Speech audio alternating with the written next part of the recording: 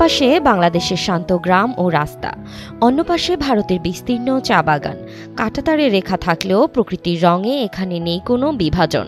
শীতের আগমনী হাওয়ায় এখন প্রতিদিনই এখানে ভিড় বাড়ছে পর্যটকদের। কেউ তুলছেন ছবি, কেউ করছেন ভিডিও।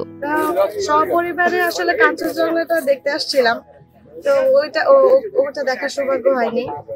তো এখন এখানে আসলাম, পরিবার সহ চা বাগানটা উপভোগ করলাম। এখানে বাংলাদেশের বর্ডার, পিলার সব মিলিয়ে আসলে ভালো লাগতেছে। আমরা সহপরিবার কিন্তু আসছি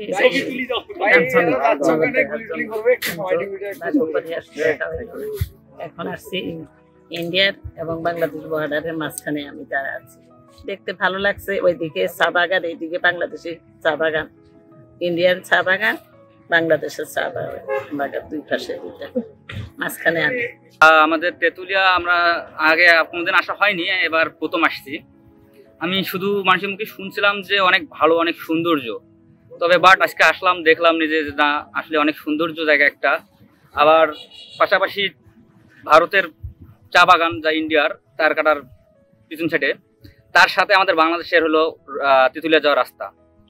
বাট এবারে মানে এখানে যে আসি অনেক ভালো লাগতেছে।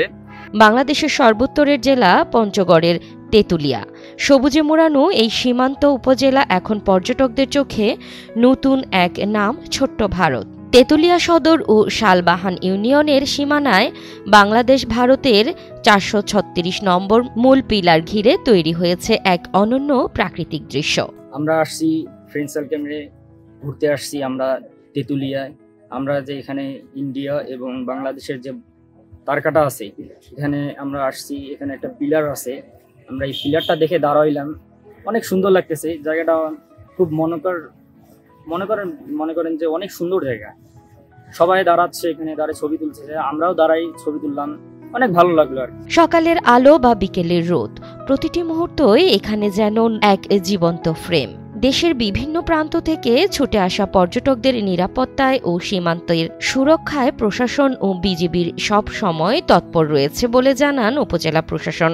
তেঁতুলিয়া পর্যটনের শহর, প্রত্যেক বছর পর্যটকরা এই সময়ে তেঁতুলিয়াতে আসেন।